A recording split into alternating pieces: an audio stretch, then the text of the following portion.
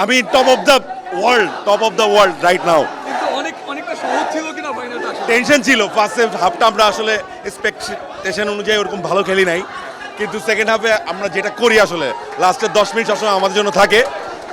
এবার 10 মিনিট না 20 মিনিট আগে থেকে খেলা শুরু করছি আর কি। আচ্ছা, রিয়াল মাদ্রিদ ফ্যান আমি যতটুকু জানি রিয়াল মাদ্রিদ এভাবেই খেলে, রিয়াল মাদ্রিদ এভাবেই জেতে, রিয়ালের জন্য এই বিষয়টা একেবারেই স্বাভাবিক।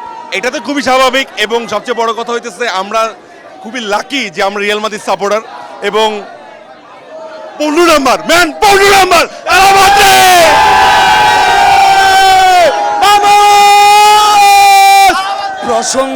প্রসঙ্গ যখন চ্যাম্পিয়ন্স লিগ, তখন রিয়াল মাদ্রিদ হচ্ছে ক্লাব ফুটবলের রাজা, ঠিক আছে? এবং এটা হচ্ছে মিনি বার্নাব্যু, এখানে কোনো ভাড়াটের সাপোর্টার নাই, সবাই হাল্লা মাদ্রিদ।